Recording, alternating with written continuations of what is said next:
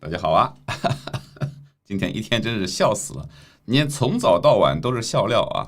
在我们节目开始之前呢，就得半个小时的样子，纽约邮报爆出来一个更大的笑料。我本来以为今天中午那个塔克卡尔森那个已经算是最大的笑料了，没想到，而且这个也怪我失职哈，怪我失职。这个是纽约邮报刚刚爆出来的啊，川普政府呢获悉伊朗的新任最高领袖莫吉塔巴·哈梅内伊可能是同性恋。我们来先看一下完整的啊。首先，《每日邮报》呢，它的确是有很多人认为它是小报，但是呢，其实，在最近几年，《每日邮报》的成长是非常迅速，尤其是川普政府刚上任以来，很多的重磅消息都是《每日邮报》第一个爆出来的。OK。说川普总统上周获悉，美国情报显示，伊朗新任最高领袖莫吉塔巴·哈梅内伊可能是同性恋，感到无比震惊。据说他在听取情报简报时，无法掩饰自己的惊讶，放声大笑。我能够想象，川普肯定是 what， 大概是这样子。知情人是真，房间里其他人也觉得非常滑稽，并随总统一起大笑。一名情报官员好几天都停不下来，笑得停不下来。注意啊，不是说很久，而是上周刚刚获取的。你知道为什么获取了吗？啊，我跟你说啊，这里面他肯定是因为情报机关以前可能他得知到类似消息，但是无法确认嘛。但是这一次呢，有了新的信息，然后互相佐证以后呢，得以确认啊，说2名情报界官员和第3名接近白宫人士啊，向这个让纽约邮报向纽约邮报啊描述了这个说法。说美国的间谍机构认为听起来难以置信这个指控呢是可信的，而并不是为了破坏他这个二哈这个声誉啊，不是说在打信息战啊，而这个消息呢是真的是他们认为是 confidence 这个信心或者说可信度是非常高的，是吧？而且呢，我这儿停下说一句啊，在这个莫吉塔巴·哈梅内伊在宣布当天呢，以色列那边的就是摩萨德那边的发了一条消息啊，说。问伊朗人，你们知不知道为什么他们要烧毁那个就是老哈梅内伊的遗嘱？就是本来老哈梅内伊呢是有一个遗嘱的，你知道吧？以色列说你们知道他们为什么烧掉了吗？那注意啊，这里面有细节啊。当然，以色列这边可能是打情报战，但是我注意到另外一个细节，就是在他们宣布莫吉塔巴哈梅内伊当选之前一天。这个专家会议，伊朗的专家会议呢，先宣布一个什么呢？说，老哈梅内伊没有遗嘱。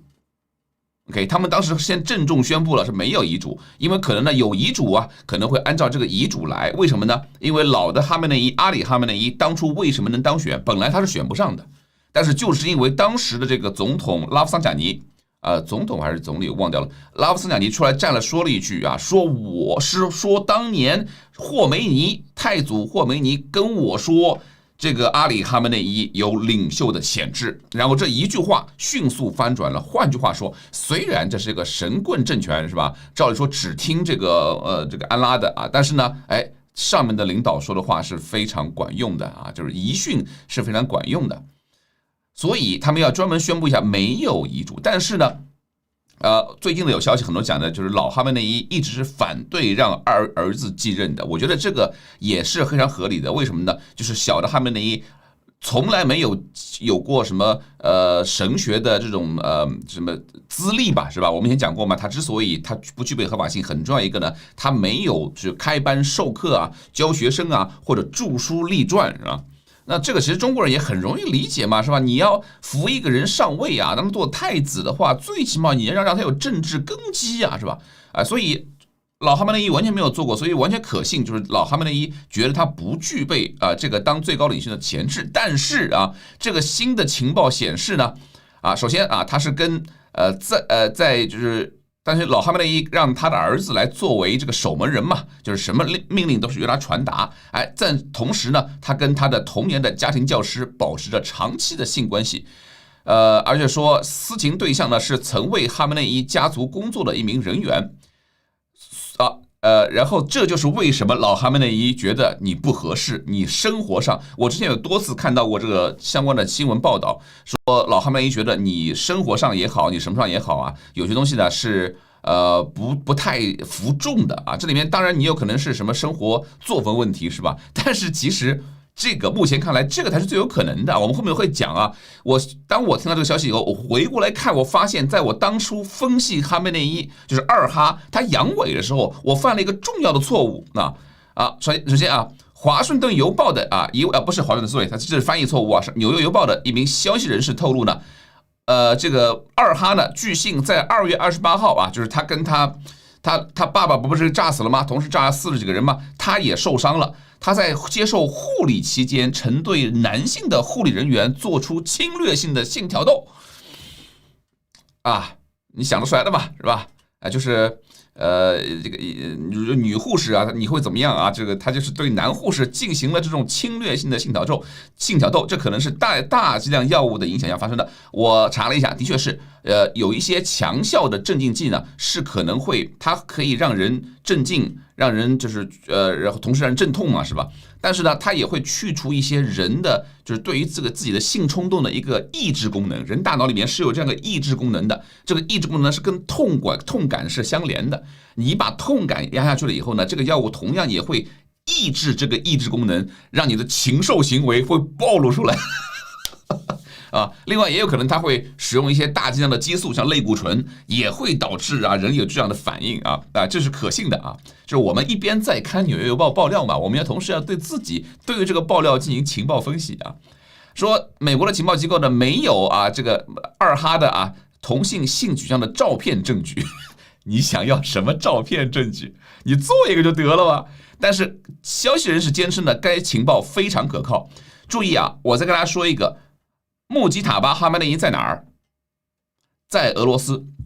OK， 多个消息来源、多个媒体报道说，他现在其实被炸伤了以后呢，伊朗国内可能不具备这个手术条件了，或者怎么样子，或者是为了保证他的安全，他被紧急送往了俄罗斯。我记得在当时被炸之后，伊朗的确是有好几架这个总统班机嘛，或者说高层人员坐的这个专机，曾经去过俄罗斯的，我记得。顺便讲一下，以色列已经把所有的伊朗高层的这个专机全部炸毁了。OK， 就在今天全部炸毁了。所以呢，他是在俄罗斯进行治疗。所以这个信息哪来的呢？唯一的消息就是俄罗斯给的，或者说是在俄罗斯的美国的情报人员获知的。那这个从我们外界就能推导出来，俄罗斯估计也知道了。所以非常可靠是吧？源自政府拥有的受保护程度较高的情报源之一，而且呢，这个信息呢已经上升到了最高层已经到了川普的内阁这个级别了所以呢他这也写这个已经上升到内阁级别了，所以呢也是具有相当高的可信度的。在2024年呢据说不好意思这个自动翻译出了问题我们这样子更通顺一点2024年当时呢这个伊朗总统拉希嘛，不是坠毁了嘛？所以呢，当时呢，这个莫吉塔巴这个性取向在伊朗国内就很多人怀疑说这个什么，因为拉希这个原来这个拉希是被老哈梅内伊列为最有可能接班人的是吧？所以他死了以后，老哈梅内伊在葬礼上简直是痛心疾首然后这个时候呢，大家就觉得那下面可能就是儿子了，是吧？但是他的儿子就是因为这个情况呢，在伊朗国内一直被人窃窃私语，但是美国这边呢，其实一直没有证据说在美国政府内部呢，这是一个相当这个隐私的这样一个信息那专部你先讲了，看还有没有信息这个时候我们要讲到了就是维基解密2008年美国的外交机密电报美国的情报部门呢往美国驻英国大使馆发过一个机密电报说这个他可能因为性无能或者因为阳痿嘛，在英国接受治疗。这就是谈到我刚才说的这个我的错误了。就是当时我得到这个信息的时候呢，我就因为我虽然不是专业人员嘛但是咱们现在有 AI 嘛是吧？我就找几个 AI 过来开会是吧？你们帮我诊断一下。说一个人去英国接受了4次治疗，你们帮我说说看，这个阳痿得有多严重兄弟们，你们说一说是吧？然后大家七嘴八舌是吧？说这个因为当时我知道嘛他们说不对98年这个伟哥就已经上市了是吧？再怎么阳痿，这怎么着这你吃1粒不够，吃2粒，吃2粒不够，吃10粒还不够吗？然后说那有可能不是某种气质性的问题可能是心理上的有可能是某种气质性的问题是吧？可能要植入假体或者怎么样子那么也有可能是要进行心理辅导所以才要在那儿待2个月是吧？因为他第4次去2007年去英国待了2个月然后我想好，原来有这么厉害是吧？那是挺厉害的。但是我今天得到这个消息以后，我突然茅塞顿开，你知道吧？他那个2个月去干嘛去了？去人工受精去了，兄弟们。因为人工受精的整体这个疗程就是在一般来就1到3个月嘛，但是基本上就是在4到8周就是两个月之间这里面有涉及到要身体检查或者准备是吧？要促排卵因为人工受精嘛就是把女性的卵子给它让它给排出来是吧？然后取卵，然后受精往这里面受精然后呢胚胎培养3到5天是吧？然后呢这个取卵之后呢3到5天然后移植进去然后最后验孕证明你已经受孕了，恭喜你，你已经受孕了是吧？所以是吧？其实这个才是最合理的解释。我刚才又找 AI 开了会是吧？你们说说看，这个是不是比刚才我们说治阳痿更可信他们说是的，是的。他们说是的，大哥，这是我们上次考虑不周是吧？我们绝对没有你们人类这个思维的这个扩展性这么好。Anyway， 但我觉得现在但是呢，这还有一个问题，兄弟们，这还有一个问题，你们注意到这是什么吗？你们注意到这是什么吗？我呢，好巧不巧我这人兴趣比较广泛嘛。2个月以前呢，我看了一个视频那个视频是什么东西呢？就是，你知道这个畜牧业是吧？它要选种嘛它要配2种是吧？不能随便让你这个什么随便一个2种的母马是吧？然后你一个猎种的公马过去就黑咻了是吧？所以呢，畜牧业其实做的呢就跟人工受精差不太多它要取2种的公马的这个精子是吧？然后但是它不会有人工受精它是取2种的公马的精子呢，然后注入到这个2种的母马的体内嘛是吧？我当时当时有一个那个视频呢，就是一个女孩长得很清秀是吧，在给那个公马取种。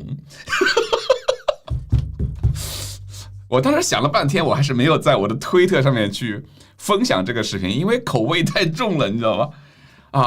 然后他用的就是类似这样的东西给这个公马取种，就是什么呢？他让一个公马是吧然后你知道马嘛，它的这个前蹄会趴在前面的这个母马然后呢，就在他准备要那个时候呢，这个旁边的女士就拿这个东西套住了然后他在里面咕噜咕噜咕噜咕噜咕噜完了结束了，然后赶紧收过来，盖子盖上是吧？然后举着干嘛呢？就是把它注入到另外一个母马的体内咱们这集肯定是黄标是吧？这不用说了大家能打赏尽量打赏一点OK， 所以我想你干嘛一定非要跑去英国治这个？你一个针筒，你把它做的稍微宽一点，或者说你从日本买那种硅胶的，你见过吗？是吧？你定制一个，你可以装上这个的，是吧？完事儿了吗？你干嘛要跑那个是吧？所以这个依然有很多这个不解之谜依然有很多不解。但是直到目前为止，我们配合这个新的情报呢，就是更有可能莫西塔巴哈梅内伊是这个问题当然也不排除他是2个问题都有是吧？他2个问题都有所以必须要去英国治那么一下注意2008年当时呢是唯一解密得到这个情报之后，我们就不知道他去了英国去了多少次就不知道了。我们知道是他有3个孩子是吧？那之后有没有再去英国跑2次呢？也有可能好，这个信息我看看还有啥那周日的哥伦比亚广播公司呢有一份报道呢也暗示了是吧？这是1989年以来这个统治伊朗的老哈梅内伊喜欢其他的继任者，而没有明确的考虑自己的儿子。但是你想这其实很悲哀，就是说他其实并不想让自己的儿子接班，他也知道自己的儿子这个是吧接班凶多吉少是吧？但是呢，他不得不依然用自己的儿子来当自己的守门人，悲哀吧，兄弟们，悲哀吧！因为什么？因为没有太监，因为你只能信任自己身边的人，其他人你都信任不了。你不知道谁会啊，你把这个消息给让别人来传消息是吧？啊，别人会去跟其他的政治势力进行勾兑啊，然后来反对你，所以这就是孤家寡人的悲哀啊，是吧？啊，所以对，基本上就是这样啊。我们之前也曾经也提到过啊，同性行为在伊朗法律里面是死罪 ，OK， 死罪啊。所以呢，政府开了一个口子是吧？如果你有这个，你是这样的啊，我给你一个选择，你可以变性。所以就当时霍梅尼在1987年，当时基于我认为主要是基于现实主义考量啊，就是于在伊斯兰这个什叶派伊斯兰教义里面开了个口子啊，说哎呀这个人呢生下来他其实是女性是吧？但是他生下来是个男性啊，那这个是属于一种病啊，所以呢你可以治病嘛，所以为了这个呢，你在伊朗变性，你甚至可以报销啊，有补贴。但是只要是同性性行为，死罪。而且伊朗的法律里面，这也是我认为这也是神权统治里面非常明显的一点啊，就是所谓对于弱者的压迫，就什么呢？如果说是一个人，一个男的强制对另外一个男的，是吧？啊哈哈哈哈啊！然后这个行凶的人大概率是死罪 ，OK。但是这个受害者如果他年满他成年的话，一定是死罪，就是受害者罪更大，因为你诱惑了别人，你明明可以反抗，你没有反抗，你没有殊死反抗，这个就是这个神权统治的荒谬的逻辑。所以呢，你可以想象女性也是这样子的 ，OK。如果女性被人祸害了，女性也是更重的罪。在阿富汗也是这样子的啊，我以前知道阿富汗是这样子，但是这一次我研究了伊朗的刑法，它的原则以后，我他妈发现伊朗也是这样子的。好，虽然我们觉得大概率黄标啊，我还是尽可能规避一下黄标啊，我们不要讲的太热闹了啊，不要讲的太露骨了。好，其他没有什么。那么这个消息呢，当然啊，我们一开始讲了，这个消息我们不排除啊。也不排除说是啊，以色列啊、美国啊弄了个消息来丑化什么的，但是这个事呢，的确在伊朗国内早已经这个议论纷纷了，对吧？只不过呢，以前从来没有上升到情报一个国家级别，也就是美国的国家级别的情报这个层面。有很多人讲了，那你没法证实啊，是吧？但是首先啊，这个并不是没法证实啊，的确是有一些可以证实的一些在伊朗控制范围以外的证据。其次，一个神权国家本身你的合法性呢，因为你的父死子继嘛，这样一个世袭的这样一个现实呢，本身已经合法性不足了。当你的最高领袖事实上的这种证据捏在了其他人的手里，我不觉得伊朗国内的这个神权这个系统里面不会翻天 ，OK？ 或者至少大家就说我们是不是要查一下呀，或者怎么样子是吧？哈梅内伊千防万防的防止外人来挖自己墙角，他现在已经死了，他儿子在位子上，他儿子重伤 ，OK， 而且他儿子还有各种这样那样的信息暴露在外，各种的合法性的问题，我不觉得伊朗国内只要但凡还有股政治势力，我不觉得不会拿这个事情做文章啊，这是一个基本判断，好吧？这是一个基本判断。好，我们看看别的还有啥了。啊，别的还有啥？没有啥了啊。我们来说下一个好玩的啊，那这个真好玩啊！这个我今天我乐了半天啊，我真乐了半天啊！啊，这个塔克卡尔森你们知道吗？啊，咱们这个频道啊，从2年多以前开始吧，一直在跟大家普及一个基本的常识：塔克卡尔森是个大 SB 啊。不管是在川普当选以前还是当选之后啊，就是他是一个，我个人认为属于一个。我都很难说这人属于一个什么意识形态啊，我只能说呢，这个人呢，在我判断，这个人就是自我到了极点的这样一个意识形态，自我到了极点啊。其实很多人说是极端保守啊，或者我觉得不是啊，我觉得这哥们儿就是一个杠精，把自己杠成一个精，就是杠精把自己杠成一个四不像的这样一个意识形态，就是只要我说就是对的，我觉得就是对的，是吧？或者有助于我的流量的，就是对的。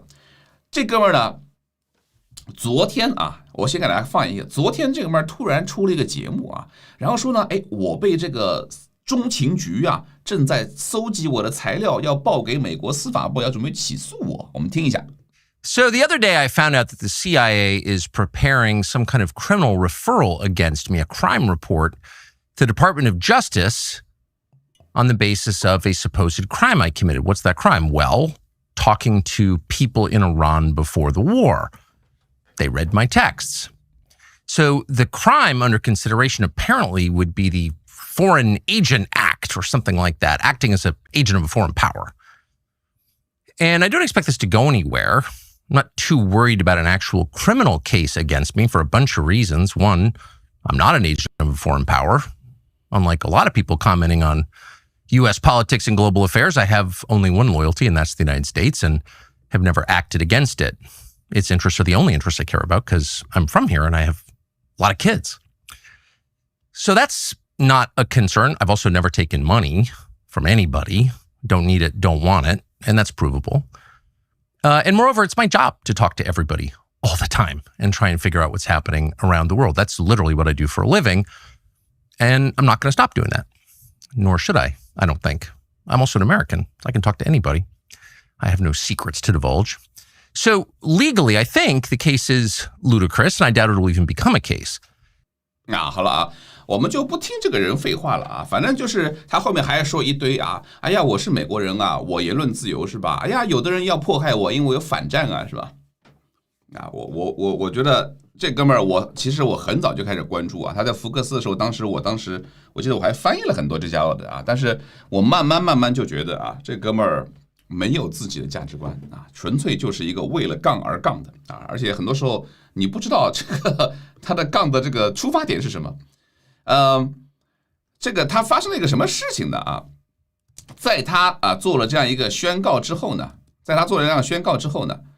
然后有人呢就有这样一种说法啊，这个是2月28号在美国呢轰炸了这个伊朗啊，炸死了哈梅内伊之后啊，那么这是当时的一份报纸，应该Independent 是独立报啊，当时讲的这个。就是塔克·卡尔森呢，向美国广播公司 ABC 的白宫首席记者乔纳森·卡尔啊说了这个话啊，说呢川普对于伊朗的空袭描述为令人厌恶啊且邪恶的是吧？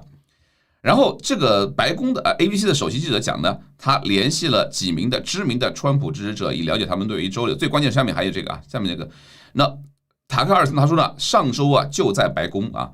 然后多个信息来源讲呢，他是在8月23号啊，在白宫的啊，23号去了，川普请他去了白宫。虽然之前双方曾经有过啊，川普有多次跟他有过暗战，没有把话挑明了啊。其实他已经在直接指责川普的很多外交政策，觉得你出兵太多啊，你去管委内瑞拉呀，哎呀，你又去管伊朗啊，是吧？啊，屁话特别多哈。那川普呢，曾经有过1-2次啊。比较隐晦的指出来，意思就是讲啊，你要说你找一个大电视台说是吧？你别他妈在你这个自媒体上吧唧，没人理你啊，等等这样的话啊，但是都没有挑明。2月23号呢，突然就把他请过去了。我觉得他最后一次应该在去年的7月份还是几月份，我忘掉了啊。可能是当时轰炸了伊朗之后啊，塔克·卡尔森去过白宫。你们现在看到了他在白宫的照片，就是去年7月份的。然后今年呢，又这个。2月23号啊，突然请他去了一下，然后28号啊，过了5天就炸了，是吧？这里面就有很大的一个令人想象的一个空间啊，尤其他现在呢被中情局起诉，那么我觉得非常有合理的一种解释就是什么呢？23号去啊，请他去啊，然后跟他说啊，我呢，伊朗这个事儿呢，我们就是摆这个气势是吧？啊，就是我们不会真的打的啊，放心好了。但是呢，我们都知道，他以前采访过俄国的是吧？包括采访过伊朗的总统啊。然后呢，相当于而且基本上采访的时候不会提什么尖锐的问题啊，反而是各种喷。我觉得啊，至少在普京那个采访里面，这个是一个调查记者的耻辱，在对普京里面听普京滔滔不绝讲了大概1个多小时啊，然后不插任何的话，不做任何的挑战性的。哪怕是稍微有一点点的挑战性的那个问题没有啊，对伊朗总统其实也是差不多嘛。然后呢，他跟伊朗的内部的人员呢是有，他刚才自己也讲了嘛，我在战争开始就是2月28号以前，我跟在伊朗的人有过交流啊。合理的解释就是，川普跟他说我们不打伊朗，然后呢，这哥们儿就屁颠屁颠的把这消息给伊朗那边送过去了。伊朗一听，哎呦，这么高级的情报是吧？哎呦，这个直接跟川普说上话的人哇，这还能有假吗？是吧？玛嘎领袖啊，然后就。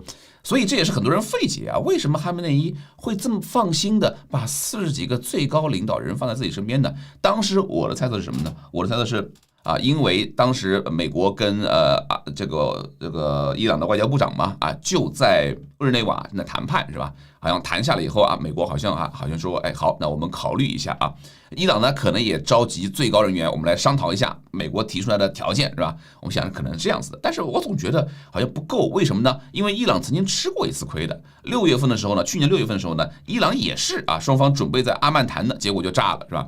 我觉得伊朗不可能再吃第2次亏，我觉得伊朗应该有更加的让他觉得确信的情报，说美国这次真的不会再来搞我们了，所以才会安排那么一场，是吧？群英会结果就被炸了。这个你看过中国的《三国演义》的是吧？这个桥段太熟悉不过了，蒋干盗书蒋干盗书我呢把它稍微改编了一下，我就给大家念一下叫做。德黑兰内衣染血，群英会蒋干盗书。你看这儿也有群英会话说那川渝是吧？因为是川普嘛这里面川普和这个塔克卡尔森2个人嘛是吧？我们就是一个是周瑜，一个是蒋干是吧？川渝设宴款待塔干，塔克蒋干塔干饮至半酣，川曰。吾欲干干旧交，今日相见，幸何如也但军中机密，不可使外人闻也。是夜川与塔同榻而卧，至3更时分。塔见川熟睡，乃起视其手机的草稿箱，只见一封书信，题云：伊朗真实决策，骗你是小狗。塔干大惊，点击视之，说：今中东兵势汹汹，然不过虚张声势耳。吾但以兵为相证，使伊朗自退，绝无征战之意也。塔干看毕大喜，暗摄其书，还拍了个照，仍复旧情，继续回去睡觉。次日清晨，塔干辞川渝而去，即以密讯传之海外，将录屏呈与那哈梅内伊。伊朗闻之，皆以为美军不过恫吓，不足为虑。数日之后，哈梅内伊召40余心腹密议大事，群集一处，贪官相竞，忽天外飞火，如雷霆奏至，顷刻之间，是玉石俱焚，天下震动。白宫之中，川渝府长大笑曰：“纵是卫生纸一张，亦自有用处也。”就是那个什么嘛，哪怕是一张卫生纸、一条内裤，也有它的用途。我记得这个新闻看的，虽然这个不是新闻，这个没有确认的信息是吧？但是呢，当你把这些点串起来以后，这是一个非常合乎逻辑的非常合乎逻辑的，虽然有点演绎成分，但是非常合乎逻辑的这样一种推理，是吧？关键是我就是巴不得看着塔克卡尔森这个孙子早一点遇到这种丑事儿，早一点被控外国代理人。关于外国代理人的，他刚才讲了几个道理根本就不是道理那就是纯粹只能护一护用来糊弄一下这种文盲啊。他说什么呢？他说：“哎呀，我不是外国代理人，是吧？我没拿过钱首先，大家知道外国代理人并不需要你一定拿钱，甚至有很多人完全不知道自己已经成为外国代理人了，但是你依然会判这个外国代理人的罪。那按照我对这个孙子的理解，是吧？我说了这是个绝对个人至上、个人中心主义者。这个绝对不是什么保守派狗屁真是，那就是个绝对的个人中心主义者。他觉得哪一部分的他的受众喜欢哪份内容然后特别受欢迎是吧？这份内容，然后他就是强力的输出这种内容，围绕这个内容而生的这样一个人。他当然迎合的是美国的极端保守派啊，极端保守派啊，不是极端保守，极端这个孤立主义者啊，极端孤立主义者在美国是有非常深厚的传统的。事实上呢，从美国建国之初，华盛顿那个时候就说了，是吧？欧洲的事情啊，我们这个新大陆嘛，我们是山巅之城啊，我们不管了，是吧？他们随便作去啊，哪怕他们洪水滔天，跟我们没事儿，是吧？我们只管把我们过好啊。从那以后呢，美国的极端的孤立主义者就一直这么认为的。哪怕这个世界全变成地狱了啊，我们美国只管守住我们这一方地，别地方不管，死多少人啊，这都跟我没有关系啊，那是旧世界的事情。但是呢，我基于我对塔克的这个人的理解，他一定是飘了，你知道吧？他觉得自己是有担任的某种外交功能，我不知道这是川普告诉他的，还是说让他有这种感觉啊，就是我可以行使某种外交功能，我可以去跟对方的伊朗的这种高层人物啊，去跟他游说，是吧？啊，我可以去游说他，是吧？但是呢，这个游说里面呢，如果你没有受到官方授权的话，这里面非常容易踩红线，就是什么呢？你要游说嘛，你要跟人家相当于也是相当于跟人谈嘛。啊，说，哎呀，你要不就怎么样子啊？我帮你说和是吧？然后呢，你们呢也就借坡下驴等等这样子的啊。但是呢，这个就容易踩到这个代理人的红线，就是代理人不是对方一定要给钱给你去交换你的服务，也不是对方要命令你说你塔克你去给我是吧？窃听，然后把信息告诉我，而是对方如果提出请求。啊，说，哎呀，我也像这样子，那你能不能去帮我跟川普说两句是吧？然后看看川普的态度是吧？然后我好回去跟上头禀报。只要提出这样的请求，而他点头了，或者说他事实上满足了对方的请求，你就够得上外国代理人了。OK， 大家明白吗？而且这外国代理人这个坎儿，虽然说呢是他有一些非常明确的界定啊，但是。其实是很容易踩到的。我再举个例子，澳洲有一个人嘛，就他并没有去，真的去要去让，他是给当时的澳洲一个部长啊，给他捐款的嘛，是吧？但是并没有让这个部长呢去帮去中共做事的这样子，他没有提出这个请求。但是他在跟其他朋友谈的时候说到说呢，我之所以捐钱给他，我就是希望将来有一天我可以帮助我的祖国，就是中共。OK。这个时候他就被判外国代理人罪啊，因为你已经明确表达出来了，你希望为外国在澳洲做代理人，所以这条线呢，你说比较严呢也很严，但是松呢也可以很松。所以我个人的判断就是塔克·卡尔森飘了嘛，他自我中心嘛，他觉得我自己很厉害、很牛逼啊，我粉丝很多啊，然后我影响力很大，我可以左右美国的政局乃至世界政局啊，是吧？那这样子我去跟，甚至不排除呢他自己啊，他可能自己是抱持这种所谓的极端的孤立主义的，是吧？他跟伊朗那边啊相当于是暗通款曲啊，在他感觉好像，哎呀，我是为了美国，我好伟大，是吧？我是为了解决美国这个问题啊，让美国不再陷入战争泥潭。但是你没有授权，你就是叛国，非常明确的，你没有授权，你就是 treason； 有授权，你是大使，没有授权你是 treason 叛国者啊！我觉得这是最合理的有可能的这个场景。如果他真的哪一天被起诉了啊，我们到时候再来翻看我现在说的这个预言的准还是不准。OK， 好，那现在呢，川普今天发了这个正向时销嘛，马克莱文啊。这个呢也是相当于是 MAGA 阵营里面的，川普在里面讲了，他又说了一遍啊，说我才是 MAGA 是吧？你们这些 MAGA 不要老是整天想着什么要把我排除在外啊！你们不是 MAGA， 我他妈才是 MAGA。哎，在哪儿呢？在这儿啊，又说了一遍啊，他们不是 MAGA， 我才是MAGA 呢也包括呢不允许伊朗啊这样一个变态的啊这样一个暴力的恐怖主义政权呢拥有核武器来炸美国、炸中东以及炸世界其他国家，这个才是 MAGA 是吧？马克莱文呢是坚定的在这方面外交政策上面是坚定的支持川普的，他好像也是犹太人啊，我印象里面他好像也是。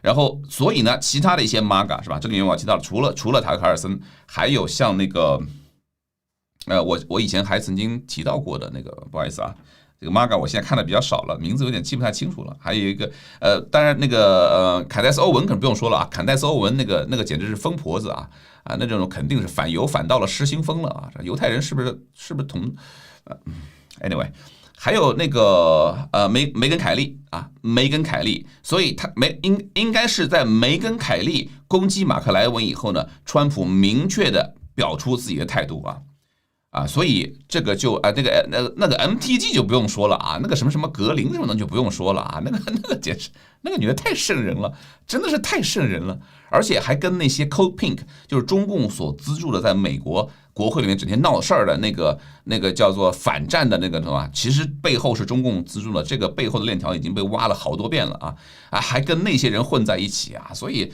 你看看右派极右这帮人。我2年以前是吧，我就开始跟大家讲了，这帮孙子，这帮要么是傻子，要么是疯子是吧？别跟他们混在一块儿不是一回事儿。而且呢，川普如果跟他们结合在一起，能用则用如果说将来没用了，甩掉是吧？这是切割，这才是最明智的。其实从川普刚上任之后起，尤其是关于这个 H1B 签证的，当时争议嘛，就这波人跟这个马斯克当时在吵嘛，当时我就讲了。这是很明显，那帮是文盲不是文盲就是吧？就是一些这种像这哥们儿这样子的莫名其妙的神经病OK， 但是呢，川普跟他们这个争议呢，我觉得他这一条呢，应该的确是非常明确的自己的外交方面的理念了。川普从来没有掩饰自己的外交理念，什么呢？他不是极端的孤立主义者，他是里根主义者。这里面我要跟大家说一下里根主义在哪儿呢？我刚才没把这个里根主义贴过来这个时候呢，我们必须要提一嘴了，里根主义。川普现在而且川普有一句话叫 power through 叫 peace through power 是吧？由和平来求用实力求和平嘛？这句话不是他发明的这是里根发明的这其实就是里根主义的一个最重要的原则。大家要知道里根刚刚竞选，他是80年参与第一次选举嘛，他选上了。他一开始呢，其实是选不上的，为什么呢？美国当时经历过越战经历过，尤其是在伊朗是吧？当时伊朗又吃了哑巴亏然后经过吉米卡特的绥靖之后呢，美国其实有一个，其实我也不能说吉米卡特绥靖，就是当时美国已经被越战呢打了以后呢，得上了一种越战综合征是吧？大家都怕对外用兵了。吉米卡特只不过是实施这个绥靖的美国这种绥靖倾向的最好的实施者是吧？然后到了里根那个时候呢，其实也有这种强烈的绥靖有两方面，一方面是左派的是吧？左派那个当然希望苏联赢得越麻越好了是吧？希望美国早点灭亡右派这边绥靖呢，就是我们前面讲绝对的孤立主义者他们觉得我们花了太多钱去帮越南一会儿又去帮越南，帮这个帮那个的是吧？我们要把它用在自己家里面是吧？我们也不用去帮欧洲了，甚至右派这帮极端孤立主义者，就是我们要退出北约 ，OK？ 所以，而川普喊了半天退出北约，其实川普所秉持的恰恰不是，而是里根主义。里根一开始是选不上的，甚至他还发表一些非常激烈的演讲，大家可以搜一下，在1979年的时候拉选票的时候，记得演讲就是我们一定要怎么样子，要撤出这个世界怎么样子，但是那都是为了选票。OK， 政治人物为了让自己能够当选，能够实现自己的理想，他是必须要说一些高贵的谎言的。但是里根上台了以后呢，我们看到了完全没有像这些把他捧上台的极端孤立主义，他们以为他是自己人捧上台了以后发现不是一上来就说苏联是邪恶帝国。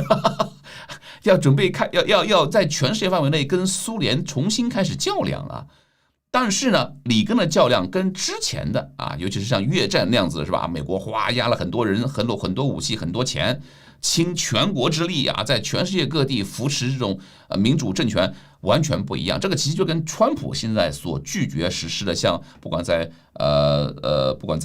这个阿富汗还是在伊拉克做那些事情是一模一样的。所以美国你看到没有，他其实是在不断的犯错，他犯同样的错误是吧？70几年的时候，在越南也犯了同样的错误，然后在90年代那个东欧剧变之后嘛，苏联没了嘛，美国突然觉得哇塞，这下天下我有是吧？然后就开始又回到了70年代那个时候错误的路线上去，要去在某个地方建立一个政权，建立一个国家啊，要怎么样子啊，做一些劳民伤财、吃力不讨好的事情。但是川普呢，现在又重新回来，重新捡起里根的这个实用主义的原则啊，里根主义啊。所以大家注意到没有？里根上台以后也是背叛了那些他的 MAGA。现在川普在做的是一模一样的事情。那么川普现在在跟 MAGA 这个搞这个切割也好啊，或者说是在耍这些 MAGA， 其实在做的是一模一样的事情。就是真的文盲呢，他们真的是以为我只要躲回到我这个窝里来、壳里来，是吧？我就可以啊，这个叫那句话叫怎么讲呢？啊，叫闷声发大财啊，就可以闷声发大财。但其实不是这样的，世界不是这么运转的。80年代那个时候，里根那个时候呢，本来那些极端孤立主义者是希望他可以从全世界各地把美国的驻军全部撤回来，是吧？啊，让他们打去吧。随便闹去吧，但是你想，你如果撤出来的话，这些所有地方不都是拱手让给了苏联吗？啊，所以这个能有什么好处呢？对你能有什么任何好处呢？那川普这儿也是一样子的，极端孤立主义者啊，美国那个最极端的这些 MAGA 这波人，其实这波人并不多啊。之前有过民调的，这波人其实并不多，但是声量很大，因为极端嘛，极端就容易吸引那种特别喜欢阴谋论啊，特别脑子特别单纯的啊，特别傻的那波人。他们要的也是啊，就是我们哪儿也别管了，什么也别管了，中东也别管了，是吧？我们这儿有的是油啊，那中东管它干嘛呢？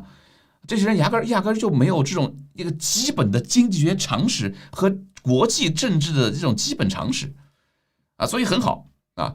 我其实川普在第2任上台的时候，我也担心啊，这哥们儿会不会真的是被这帮人忽悠了过去啊，去搞那个？但是呢，我看那个 Project 2025以及后来川普政府所公布的这个那个叫什么白皮书来着？是国家安全战略啊，白皮书。我基本上就放心了嘛。啊，就是你不是要跟这些极端的 MAGA 去搞那一套东西，是吧？啊，那现在呢越来越明显了啊，的确是，anyway。里根后来的结果很好啊，80年啊上台，将好上台之后呢，然后之后4年啊做的风生水起，然后的确在全世界重新掀起了一股是吧？掀起了一股这个反共小高潮啊，然后也迫使苏联呢被迫跟美国达成了和解啊，然后我看看还有什么，还有那个另外1983年当时不是伊朗的当时。川普曾经多次提到嘛，伊朗的跟美国的一些新仇旧恨嘛，啊，最大的一个旧恨就是1983年啊，这个伊朗呢袭击了黎巴嫩的美军基地，造成了200多名美军的死亡，啊，这是特别严重的一起。但是呢，里根在那个时候，哎，他就撤出来了，他就美军全部撤出黎巴嫩了。并不是说啊，那你炸了我的，我就要跟伊朗。那当然是因为取决于当时的国际地缘政治环境，因为主要的对手是苏联嘛，他不希望在这种情况下进一步的把伊朗推向苏联，推向另外一个极端啊。所以里根其实也是一个表现出非常明确的现实主义啊，就是我要较量，但是我要有一盘大棋，在整个国际范围内进行低烈度的较量，而不是在。或者说在我能较量的地方较量，不能较量的地方我合作，是吧？好，现在川普呢，基本上他的战略基本上跟里根那个时候啊，基本上差不太多，唯一差别就是2个领导人的风格，很多的风格，以及呢国际形势跟以前不一样了。里根那个时候也曾经干过啊，是吧？后来干巴拿马不是他干的，但是呢，他曾经深度的涉入到像尼加拉瓜等等这样子，以及包括当时的智利的皮诺切特，里根也是大力扶持的，所以才有后来成功的智利的这个自由市场转型啊。好，我们就说太多了啊，不好意思啊。基本上，我们来说内塔尼亚胡吧，怎么白了呢？内塔尼亚胡遇刺了，白了。昨天其实就很多消息，我不知道这个我还在吗？大家还能看到我吗？为什么我这个啊，终于有了。OK， 内塔尼亚胡是吧？昨天遇刺了，我就发这条，我说突发，内塔尼亚胡果然遇刺了啊！然后呢，还附上了遇刺的视频，我们来看一下他是怎么死的。Sir, Bibi's been hospitalized. He's had an erection for 13 days since the bombing started. What?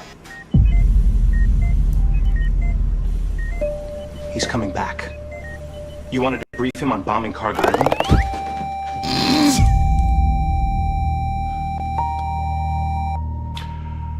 "13 days, huh?"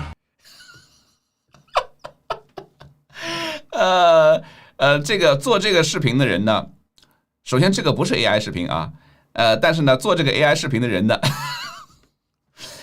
曾经参加过马斯克他们主办的一个 AI 视频创作的一个大奖赛嘛，是吧？他好像是第1还是第2，我忘掉了啊。就是其实这个视频做得非常好，大家注意啊 ，AI 视频不是要做的很激烈或者怎么样子。AI 视频最好的办法是用 AI 来讲故事啊，这个镜头语言的表达非常的简短，非常的简洁，但是非常的真实。真实是最难做到的。OK， 当然你还是有不真实的地方，是吧？内塔尼亚胡穿这个西服啊，在那个床上，我觉得最好是那个音效，大家听到没有？OK， 那这当然这是开玩笑啊。内塔尼亚胡呢，今天早上呢，出来啊，做了这样一个啊，说到咖啡馆喝咖啡。מה שאלת אותי? ראש הממשלה אומרים ברשת שאתה בכלל מת? אני מת על קפה, אתה יודע מה? אני מת על העם שלי. איך הם מתנהגים, פנטסטי. פה. היית? יפה מאוד. לחיים. ראש הממשלה מסר לאנשים שיוצאים ומתאווררים? לצאת להתאוורר, אבל ליד מרחב מוגן. OK， כולכם? 那这个不是重点啊，重点，这个不是重点啊。这个才是重点，是吧？妹子啊，妹子才是重点啊！全世界现在更多的是在看妹子，谁要看个糟老头儿，是吧？哎，但是呢，还有很多人在分析，哎呦，这是 AI 视频，这是假视频。你看内塔尼亚胡这咖啡怎么老是这个怎么这么满，是吧？然后怎么就老是喝不完的？不是，这帮乡下人是没有去这个咖啡店点过咖啡吗？是吧？这咖啡怎么这么满？然后今天呢，真的又拍了一个啊，说你看啊，又在一个景点是吧？当然周围是有保安了。啊，逛景点是吧？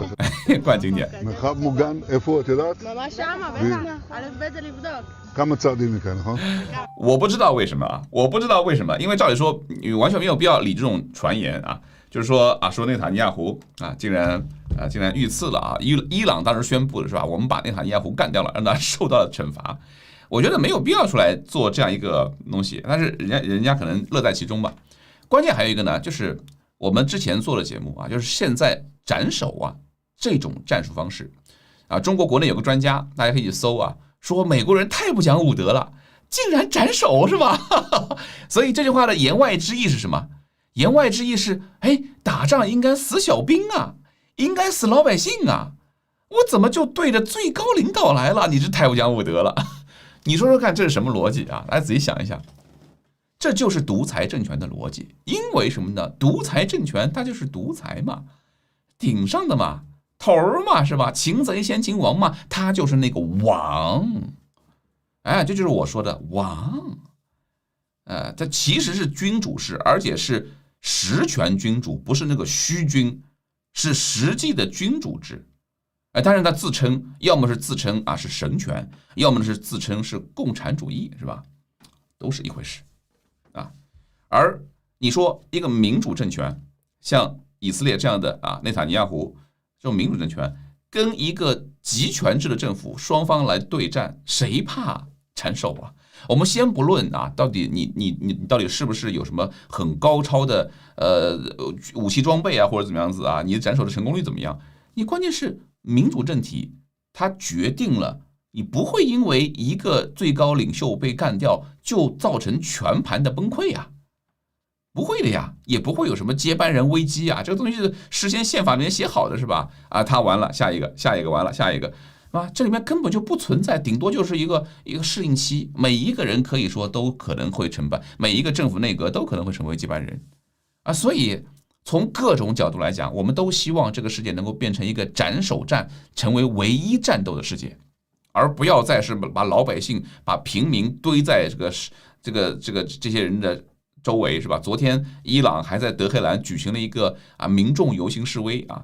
然后呢，就找了很多最高领袖是吧？好了，找了很多领导人啊，就夹在民众当中，还抱在孩子什么东西的，什么呢？就是当人盾嘛，知道你不会在这个时候斩首我嘛，是吧？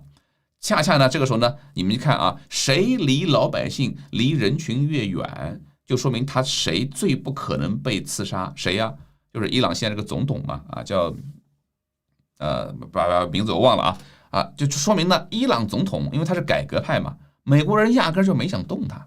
反而是那些伊斯兰革命卫队的那些神棍是吧？跟人民都走得很近啊，这就是什么人民战争的汪洋大海，就是拿人民去当炮灰啊，就这么简单啊。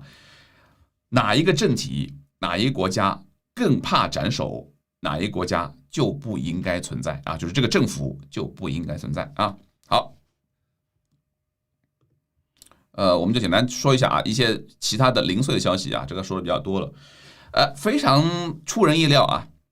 我们知道川普现在是讲嘛说各个国家看你们能不能派一点军舰过来护航嘛，是吧？还点了几个名日本、中国、韩国、法国，好像有英国嘛，我忘了几个国家名嘛，因为他们可能对于这个中东石油的依赖是更强的但是今天得到一个非常奇怪的消息我们最后会分析一下有哪几个国家可能会出动军舰。有一个最奇怪的消息就是我们知道美国在这个波斯湾有3艘滨海战斗舰美国原来在当地呢有4艘旧型号的，现在全部退役了就在这个时候正好全部退役了，然后派了3艘新的独立级的滨海战斗舰。但是现在呢有2艘，突然有人发现在马来西亚有2艘，马来西亚的槟榔屿这个就让人觉得很奇怪了，是吧？你不是应该在波斯湾那边排雷吗？怎么跑这儿来了？而且呢，大家注意从波斯湾到马来西亚这个地方呢，我让 AI 算了一下，大概需要9天时间。这个船正常要开9天嘛，你加急也得开个4-5天嘛，是吧？那么换句话说，这个船应该4-5天以前就已经离开了波斯湾一带，或者说应该这么讲，或者说压根从来没有部署在波斯湾一带那就是这里面有2种可能性，一种呢就是美国的确是情报显示伊朗没有这个布水雷，而且伊朗很可能也不具备大规模布水雷的，要么是不具备动力，要么就不具备能力。OK， 当然我觉得更多的是不具备这个动力嘛，因为你一旦在这个布了水雷以后，你会炸到自己的船，你不只会炸到别人的船，你也会把自己的船，包括自己的盟友的什么俄国的船中国的船什么全炸掉了，所以你没法做精细的这个操控嘛。所以我更倾向于说，美国认为呢，伊朗至少在目前这个阶段没有任何在这个霍尔木兹海峡布雷的很大的动力然后另外一个消息呢，这个红线是什么？是原来驻扎在日本横须贺基地的那个一艘准航母蒂利波利号2栖攻击舰现在呢正在一共有3艘船，加上美国的2500名海军陆战队员，正在加急的往波斯湾赶3月12号呢出现在台湾跟菲律宾之间的这个巴士海峡，现在呢已经基本上这是3月15号的是15号的，今天已经16号了，所以呢它应该已经快要接近马六甲海峡了按照这个时间这个速度的话，所以呢我也让 AI 推算了一下，大概也就在7到10天之内会到波斯湾所以这2个信息放在一起呢，我觉得美国现在至少在造成，昨天我们讲过了，它给伊朗方面造成一种压力就是我现在是要准备来夺取你的对面的，我要准备搞地面行动，然后呢，我是要准备干嘛呢？我是要准备夺取一些，不是这张图，不是这张图我先给大家找一下另外一张图，这一张图。我要准备夺取霍尔木兹海峡对岸的一些目标哎呀，乱了！我使用这张图来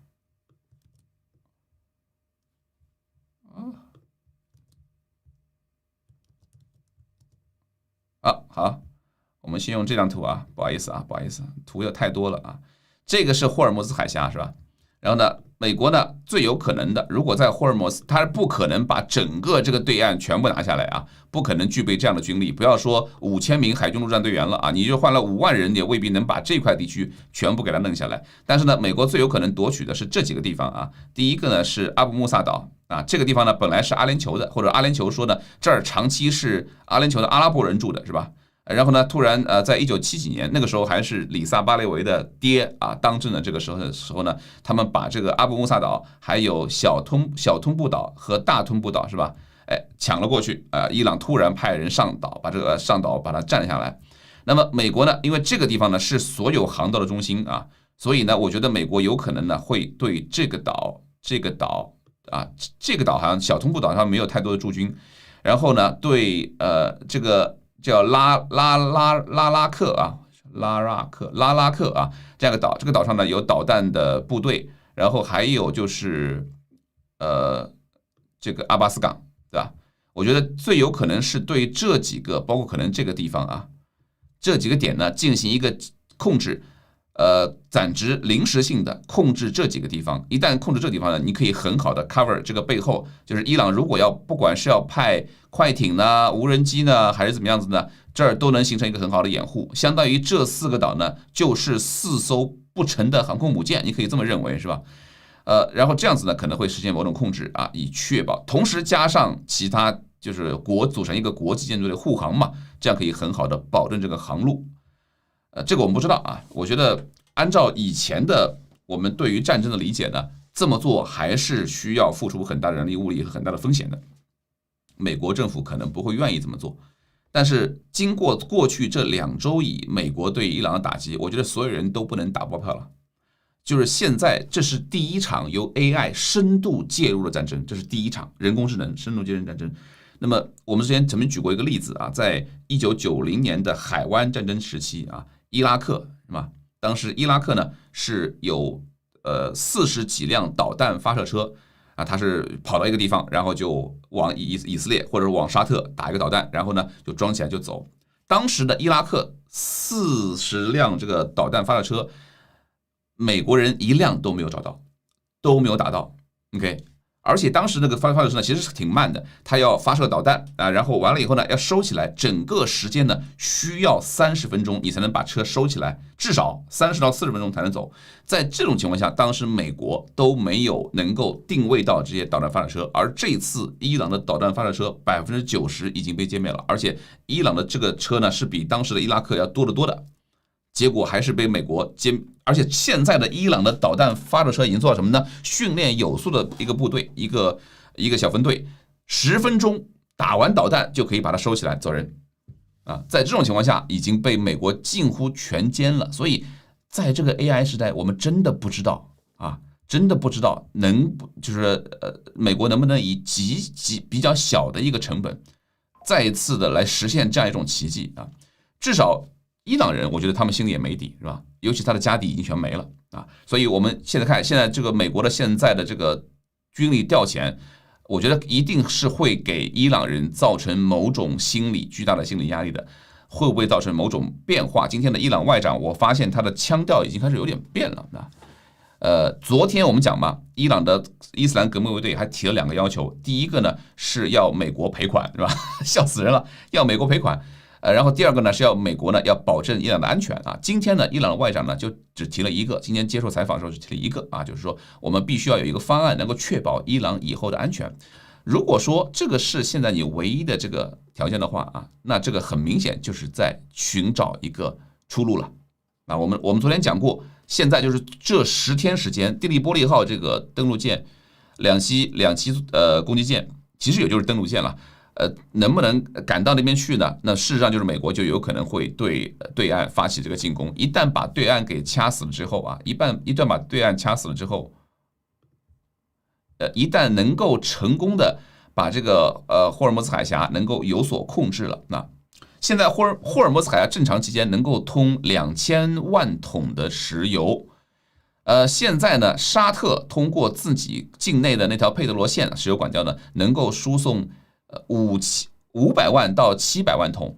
那么阿联酋内部也有管道能够输送150万到200万桶，是吧？所以呢，通过其他一些方式啊，可以实现一半的这个运力啊，这个油呢依然可以运出去，只不过呢以前的运力的一半。当然这里面也包括伊朗自己运出去的自己啊，尤其是运到中国的一些运油船啊。那如果说美国在这边能够实施控制的话呢，能够让这个海峡把另外一半跑起来，我觉得就已经事实上让这个海湾的石油啊，就是中东的石油重新的恢复运转了啊，对于国际油价的影响呢就不会太大了啊。我们前面我是不是把国际油价关掉了？稍等一下啊，国际油价昨天的那个油价呢？Anyway， 国际油价依然保持在103左右。昨天我们看就是103嘛，它依然在103左右啊，来回拉锯。好，我们看完了这个，我们来看下面这个啊，下面这个，抱歉啊，信息比较乱啊，大家将就一点。这个是这个是伊朗的靠沿海的这个城市叫恰巴哈尔，这个城市呢，有人在路上拍到的。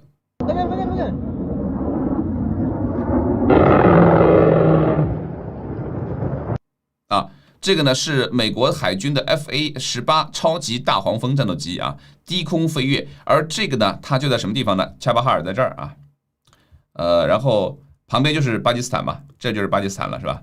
这是恰巴哈尔，然后这个飞机呢，我刚才看到那边它对面应该是海岸，所以这个飞机呢应该是这个方向飞的啊，或者说这个方向飞的，是的吧？这个方向飞的。之前有很多的传言讲呢，说巴基斯坦允许美国使用巴基斯坦的军事基地往伊朗实施打击啊。如果这个信息刚才这个我们这个方位的判断嘛是对的话呢，那我觉得这个更有可能啊，不是从海上来的，而是的确就是从巴基斯坦来的，不是从海上飞过来的，而是从巴基斯坦军事基地飞过来的。而伊朗呢一直啊没有对外宣称，反而今天的伊朗外长还发了是伊朗外长还是伊朗总统忘了。发了一条啊，说我们跟巴基斯坦啊历来都有这个很好的关系，是吧？兄弟的友谊又来了啊，巴铁。伊朗也说，那么这个很奇怪啊，我没有去深究这个啊，是不是有可能巴基斯坦会成为伊朗下台阶的一个非常重要的推手，当然也是施压的一方。OK， 那同时呢，刚才那个视频显示出来什么呢 ？FA-18超级大黄蜂飞这么低。是很危险的一件事情。如果地面有防肩扛式导弹，在伊朗开战以前，据说俄罗斯卖了10亿美元的肩扛式导弹给伊朗，防空导弹嘛。那么如果说有这个肩扛式导弹，或者是哪怕是有防空炮吧，哪怕没有的话，你哪怕 AK-47是吧，打2枪是吧，也是会有所威胁的啊。所以在这种情况下呢，我觉得它飞这么低啊，因为它完全没有必要飞这么低去攻击地面目标啊，所以有一点挑衅的意味，或者说至少我们觉得好像伊朗已经的领空啊，已经事实上形同虚设了，而这个地方呢，就在霍尔木兹海峡的外围，就在外围。OK， 好，给大家聊，这是一个侧面的信息啊，这个呢是伊朗的反政府的媒体伊朗国际报道的啊，我就不念了啊。据说当时的游行示威的时候呢，有很多人被送到了医院啊，要抢救嘛。然后伊斯兰革命卫队呢跑到这个医院啊，然后禁止这些护士抢救。有2名护士呢坚持抢救，据说当场就被正法了。当然正法是打引号啊。然后还有另外2名护士呢，据说被抓进去啊，然后呢遭遇了这种待遇啊。我只是显示文字，大家我就不念出来了，好吧？大家可以自己理解啊。也有人说啊，这是伊朗的反对派啊，这个放出来的假消息啊，什么东西的，我们不知道。但是我们知道的就是呢，伊朗对于关押的女囚犯实行性暴力、性侵犯，不是第一次，是很多次，包括在1980年代啊之后好像就没有了，但是至少在1980年代。当时就是说，他的教义里面解释是女人如果是处女的话，上天堂是会上天堂的，死了是吧？所以我要把它变成不是处女，这样他就保证他不会上天堂，然后再处死他。大家可以自己搜索，大家可以自己去问 AI 有没有这么回事啊 ？AI 会告诉你答案的，好吧？那么像这样一个，包括我们前面讲的，他对于女性的这个，他是怎么看待这个女性啊？这种东西的啊，所以不难理解啊，不难理解他们有没有可能做出这样禽兽不如的事情来。这边我要再顺便说一句啊，在伊斯兰革命成功以前呢，就是巴列维王朝那个时候，当时是有个情报部门的，叫做纳瓦克，如果没记错的话啊，叫纳瓦克啊。然后呢，就各种的说他们多残暴是吧？多残暴啊，多严刑拷打呀，多什么抓捕啊什么东西的啊，就好像中共说国民党有多黑暗一样子的啊。但是呢，纳瓦克的当时的最高负责人啊，就是相当于原来的国民党的军统的戴笠这样的角色是吧？那个人当年连续有好几次啊，是其实本来巴列维王朝的上面的管事儿的已经要下决心要杀掉这个霍梅尼了，但是就是这个人呢还把他保下来了，觉得他活着杀掉他可能会有动乱嘛是吧？活着比较好一点，算是把他保下来了。但是霍梅尼上台以后，第一个抓起来一批人，其中一个就是这个特务头子啊，抓起来给干掉了，是吧？所以你可想而知，到了伊斯兰革命卫队掌权以后，他们的这种恐怖手段啊，跟之前的这个所谓的纳瓦克那个时候的残暴是完全是两个档次事情。这就像中共执政了以后啊，他们做了那些残暴的这种残忍的事情，跟国民党那个东西啊，可能是一个性质啊，但是呢，程度上是完全没法比的。人性之恶啊，很多时候啊，在一种完全没有制衡的这个制度里面啊，是有多么的黑暗啊，这是深不见底。好，不多了啊，我们再说一下伊朗的这个女足成员在澳洲不是本来有6个球员加上1个球队人员就寻求庇护嘛，是吧？然后呢，现在有第5名成员啊撤回了庇护申请，现在还剩2个人依然在澳洲啊，有很多人就以此来大做文章啊。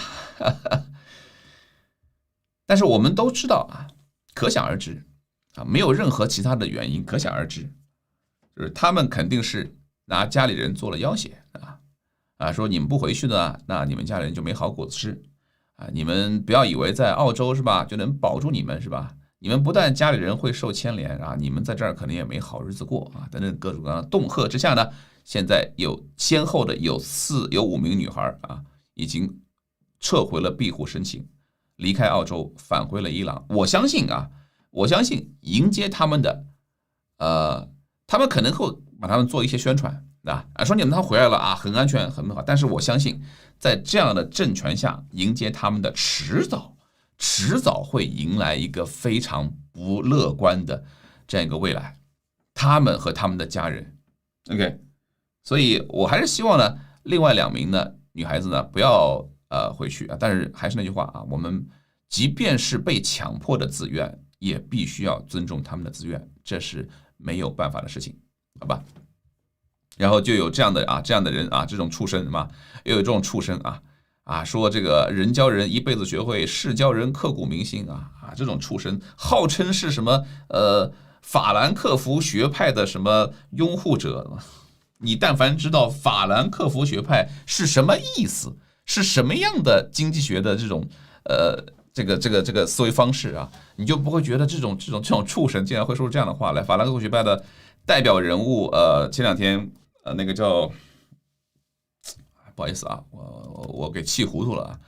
法兰克福学派前2天有一个代表人物刚刚去世了，叫做我脑子里名字太多了啊，不好意思啊，大家见谅啊。就哈贝马斯啊，德国的哲学家，德国的经济学家哈贝马斯啊，刚刚去世了。哈贝马斯的所有的法兰克福学派的人士都是坚定的反对宗教啊，也好包括政府啊对于个人自由的强烈干涉的，更不用说什么裹头巾啊什么东西的是吧？类似这样的事情了啊，什么同性恋都不行啊，这种私人事件行为都不行啊，这种事情了啊。所以一个号称说法兰克福学派的人还在跟这种哈贝马斯很著名的他的主见就是什么呢？你可以有民族主义啊，你可以有国家主义，但是你这种民族主义和国家主义必须要基于你的民主自由的这种制度所建立起来的这一套价值理念， OK， 你是价值观民族主义，你这个民族是因为你们奉行某一种价值观，所以我爱这个民族，而不是说我这个民族啊，我是黑人，生下来我就是黑人，那我就应该信奉黑人的价值观。黑人什么价值观？没有什么黑人的、白人的、黄种人的、伊朗人的、美国人价值观，这个世界上只有好的价值观和坏的价值观，是吧 ？OK， 好。最后我们简单讲一下啊，关于哪几个国家啊？我觉得第一个国家会响应美国的号召，派军舰去护航的是英国。首先我们要说一下，就是对于中东石油的依赖啊，我们要把这个线捋清楚了。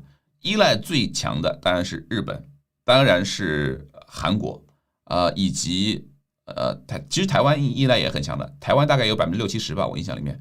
是吧？中国其实依赖还没有这么强，但是中国是的确是它的绝对量很大嘛，所以呢，它对伊朗的石油的依赖度是45%-50%的样子，但是它总量大嘛，所以它这个需求量是最大的。伊朗这边呢，开足马力是吧？往外面，因为现在只有它能送嘛，别人不能送啊，送油都是往中国去的。然后印度对伊朗的石油在以前是60%左右啊，所以但是印度呢，据说呢也是跟伊朗是吧？说你能放几艘油轮过来呀？伊朗给他放2艘啊，所以呢，其实对于石油需求最迫切的，这也是川普在他讲的，说这些国家既然你们要油的话，那你们未来为什么不来是吧？护这个航呢？啊，他当然是最希望的，但是这里面情况比较复杂啊。首先呢，韩国呢现在暂时呢他在观望，韩国在看呢别人去不去啊，韩国自己不会说啊，那我先来是吧？韩国不会这么做。其次呢，其实关键主要是日本啊，日本情况比较复杂。日本呢，当然日本政府这任的高市早苗政府呢，当然是希望可以去的，但是呢，他去不了，是因为日本宪法有着明确的和平宪法是有规定的，是吧？日本呢对外展开军事行动啊，它有一些先决条件，比如说呢，必须要是特别紧迫的，要事关日本的本土的安全的，是吧？或者说要特别紧急状态的，是吧？然后而且其实动用武力的这方面呢，也条条框框很多。所以你如果是不修宪的话，你现在直接派人过去护航就意味着什么？对方打过来，我必须要打回去嘛。护航就必须是军事行动嘛。这个呢，就是在宪法上呢是解释不通的。所以呢，但是现在一时半会儿呢，你是不可能紧急就把这个宪法给修正好的，是吧？所以这个事儿你就别提了啊。那么有没有可能通过其他方式去护航呢？是有可能的，比如说，由日本去进行支援工作，因为日本呢，它里面讲的就是说，它的宪法里面是有规定，你可以在紧急情况下，因为你的石油被掐断了嘛，你可以认为是紧急情况，然后呢，你可以去做一些支援性的这个工作，而不是直接交战，是吧？所以日本呢，很可能会提供一些支援性的，比如说派一艘驱逐舰过去做这种，因为日本的雷达什么的是可以的嘛，做这种信息的就是寻找目标啊等等这样子是吧？或者虽然我不能排雷啊，但是我可以探雷是吧？因为排雷事实上也是一种战争行为。日本其实曾经在海湾战争以后呢，当时美国也是说日本的排雷技术全世界最强的，说你能不能帮我去排雷啊？不是海湾战争，所以是两伊战争啊，不是海湾战争。但是呢，当时战争在打，然后呢，日本呢就没有答应，因为我的宪法规定我不能去，我排雷就是一方放了雷嘛，我把它排掉，不就是我攻击了他吗？是吧？战争行为。但是在战争结束以后，日本就派了过去排雷了啊。同样呢，就在这次呢，日本可以不参与这个排雷，但是探测这块我是可以的。我告诉你那儿有几个是吧？4个是吧？你们派4个过去，4个无人小艇过去把它收了。这样是可以的，但是日本可以做一些支持的相关的工作啊，或者呢，在紧急情况下，日本可以去护送日本的邮轮或者日本的商船啊。如果说我的日本的船被打了，我可以进行一些某种低烈度的交火嘛。所以日本能做的真的是非常有限啊。但是反过来讲呢，对于日本这也是一个很好的如果日本民众支持，或者说日本民众能够说服的话呢，对日本也是一个很好的修改宪法的一个契机啊，让大家知道啊，这个时候呢我们的盟友最需要我们的时候呢，我们却因为这个宪法没有办法提供哪怕一点点帮助，是吧？所以我们是不是对宪法应该有一点点的修正？比如说，在盟友的请求下，日本可以派自卫队啊。好，日本台湾我觉得不太可能，因为台湾如果派过去以后呢，这个很有可能会变成一个上升为一个不同性质的政治事件啊。我觉得现在不会，尤其是川普马上要准备去访问这个中国，虽然川普今天放了话啊，说我也可以不去，是吧？关于现在中国的贸易代表这个以及这个何立峰跟美国的官员现在是在哪儿？在巴黎啊，在巴黎谈的这个事儿呢，明天我们再讲啊。那现在双方正在谈，其实就是为川普即将要去中国访问呢打一个前站啊。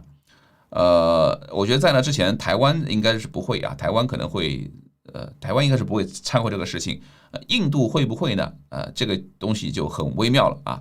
我之所以说英国应该会，对我不好意思说乱了。亚洲对于这一块需求是最强烈的，很多人觉得呢，欧洲呢应该也是，其实欧洲还真不是啊。欧洲尤其是在对俄罗斯的这个石油这个事儿以后呢，欧洲现在越来越重视自己能源自己，所以呢，中东去欧洲的石油其实并不多。OK， 当时胡塞武装封锁红海，给欧洲切实造成了一个问题，就是因为很多货运不过来嘛。但是呢，欧洲对于对于这个中东的石油啊依赖程度，其实是远远低于像亚洲国家的。所以，但是英国会去啊，我觉得英国会去，为什么呢？就是因为英国一开始，川普要求请求说美国能不能用你的基地的时候，英国拒绝了，是吧？啊，但是后来这个事儿，我后来看一下英国国内的舆论啊，觉得把他们骂得狗血喷头，是吧？啊，这种时候你竟然啊，这个最铁的盟友让你请你帮这么个小忙，你不愿意，你派船不派就算了吧？啊，小忙也不愿意，结果川普公开就糗了一下英国。那英国呢，后来呢，在打算要派一艘军舰过去的啊，后来川普说你们别来了，是吧？那这个时候呢，我觉得对英国呢是挽回啊，去修复盟友关系的最好时机啊。派一些英国在这方面的力量，其实虽然说英国的海军不如以前，但是现在还是在周边国家里面还是具有某种实力的。我觉得啊，海湾国家应该不会，海湾国家可能还是不会直接的跟伊朗进行直接冲突，双方会打一些暗战啊，就是我打你的，但是我不说是我打的，是吧？然后你也不会说啊，我们先讲嘛，这个叫做灰色地带战争，是吧？双方也会有这样的冲突。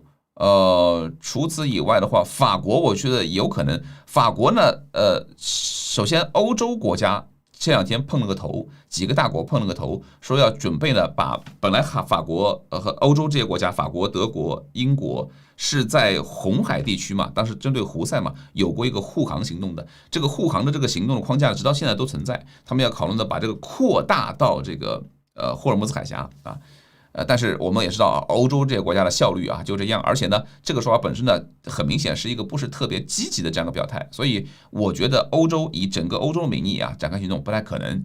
法国会不会呢？我觉得法国跟韩国有点类似啊，就是法国会观望，法国在当地是有力量的，它有军事基地，它的航母其实就在红海的那一头。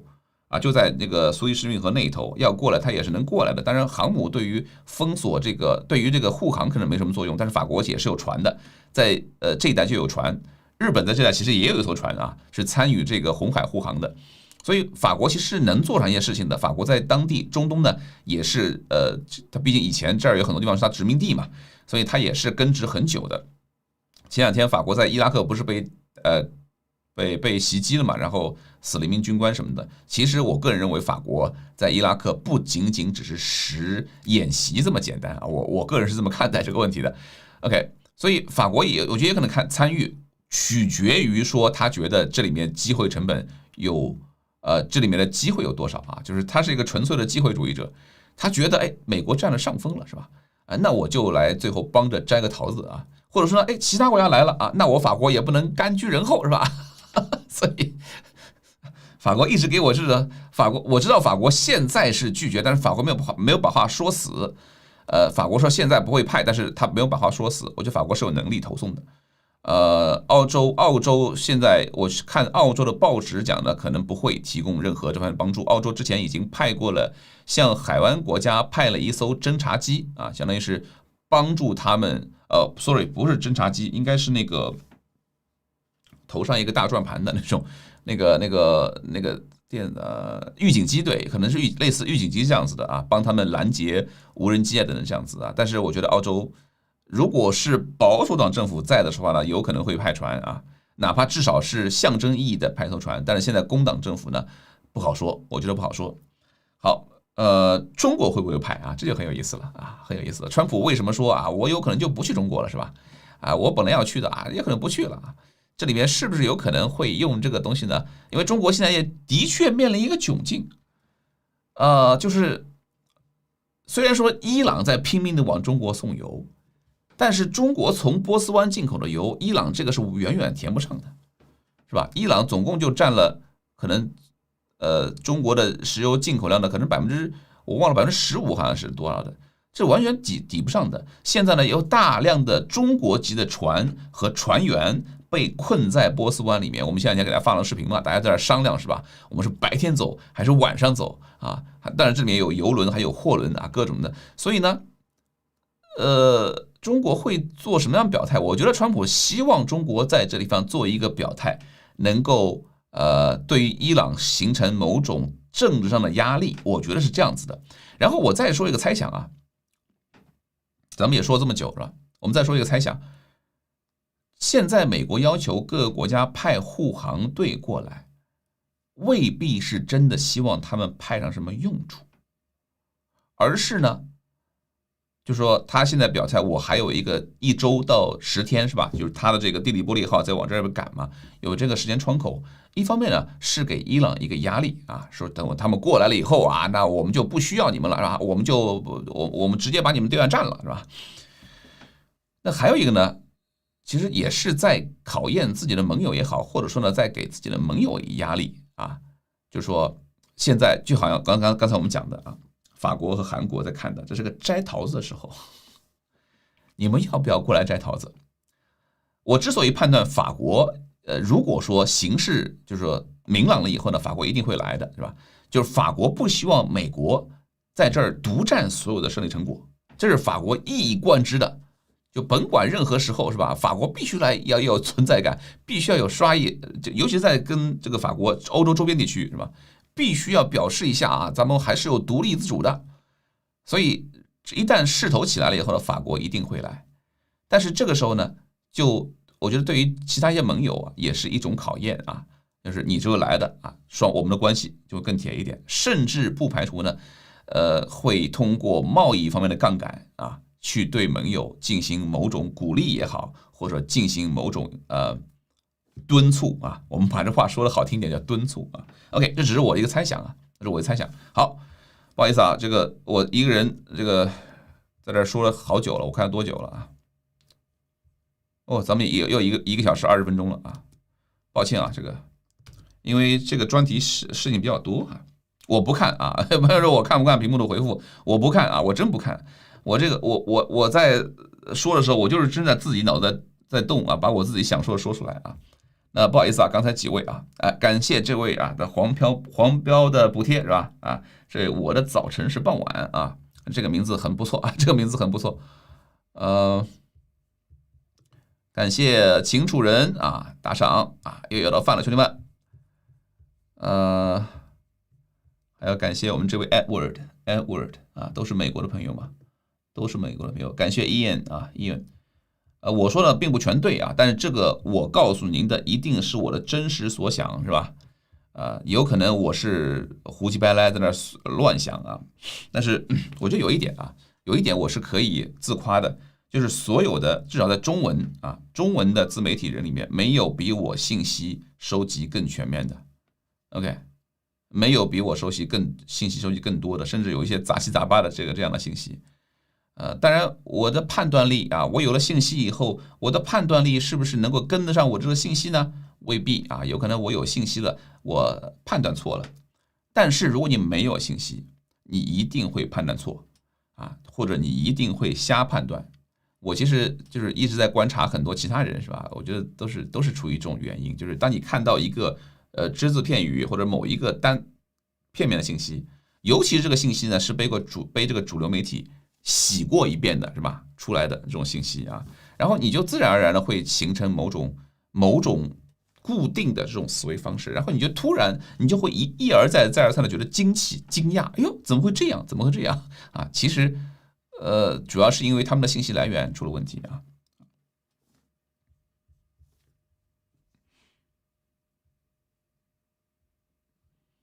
要护航，要所有人去踢伊朗一脚。对，这个时候就是这其实这不是一个军事动员，这是一个政治动员。OK，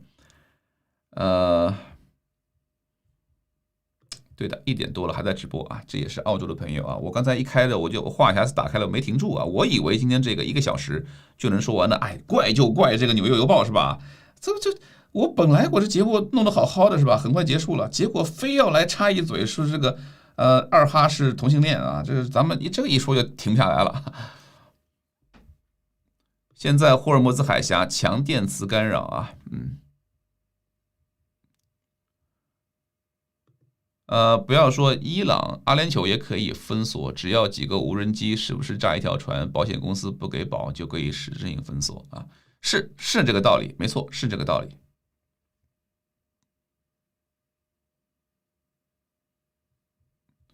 是这个道理啊，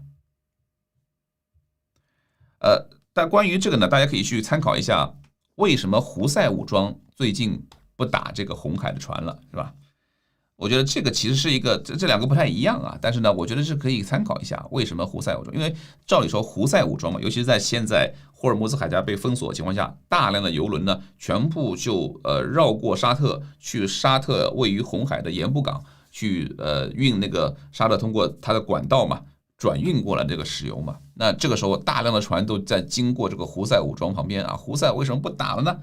胡塞已经好久没打了是吧？那理论上讲，胡塞也是，我只要放个无人机啊，我只要放个什么东西啊，那你也弄不着我是吧？胡塞的地形呢，也是他们那一带也是一个多山的地形啊，所以这两个样本不完全一样啊，规模也不一样啊。但是呢，我觉得我们后续我还需要我们后续再观察啊。好，感谢这位泰国的朋友啊。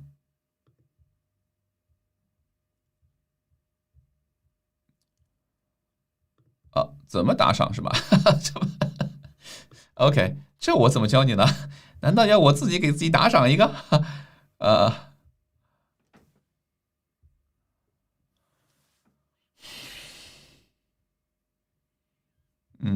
不过我今天还的确真的是没有太关注这个中国跟美国在那个巴黎谈的那个事情，我感觉这里面应该有更多的可以聊的啊，可以挖掘的内容啊。他们出来以后呢，应该会有记者招待会啊。他们按照我理解，他们应该谈完了吧？稍后我节目结束以后，我去关注一下。明天咱们说这个，我们以前还曾经讲过嘛，关于这个伊朗这件事情的所有的中国的所有反应啊，我们也整理一下。中国派船，川普就可以说中国怕了，中国掉面子也不想微信啊。对，这的确比较尴尬，因为中国的确也是要很多的要依靠这个伊朗的。那么你要赌说川普说他会放行是吧？那我觉得中国派船肯定是不会的啊！你这派船这个完全交代不过去嘛，是吧？中国国内的这个老百姓还没有适应过来，这个伊朗还在以为伊朗一定会赢呢，是吧？突然你中国派了个船去护航，这咋回事啊？这个事儿，而且中国关键是旁边就有，就是在红海那边，中国就有基地嘛，那直接就可以派船过去，是吧？不需要从中国本土去调船啊，所以我觉得派船应该是不太可能的。但是呢，我觉得其他方式的某种施压也好，或者给予这个因为中国前2天不管是中国驻联合国的那个傅聪是吧，还是驻联合国大使，还是中国的外交部，都曾经明确的谴责过针对海湾国家的袭击，也就是就虽然没有讲伊朗啊，但是那个话说得很明白了吧？就是针对海湾国家的平民啊，什么东西的财产啊，什么东西的这种打击啊，谴责。所以后续是不是很有可能会有更大的、相对来说更明确的一个外交施压的信号啊？这个是我们可以持续可以关注的。所以现在如果川普甩出那句话啊，说我可能中国不去了是吧？本来我要去的就可能不去了。你从这里面也大人能感觉得出来啊，到底这个即将要举行的中美这个对话到底是谁求了谁我做的这个关税系列嘛，我一以贯之的就是基本上到后面越来越明朗了是吧？这个是关税系列，不是一个相持战，不是一个持久战，是单方面的碾压。OK， 好，感谢飞飞哥啊。你可以认为这是悉尼奶爸营学是吧？但是这还是那句话，我就是这么判断的。我的信息给予我的信息，我自己搜集到的正面的、反面信息，我综合对比以后，我的判断是关税是一场单方面的碾压。那至于现在伊朗会怎么样呢？我也不确定啊。我只说这里面充满了各种的变数和充满了很多我觉得比较正面的这个信息，好吧？好，感谢这位，我刚才这位摸索了半天打赏成功了，谢谢您，又要到饭了，兄弟们啊！我就这个对感谢所有今天陪伴我们那个和收看的朋友咱们就不再废话了，青山不改，绿上流早点睡觉去，明天我们再见，拜拜。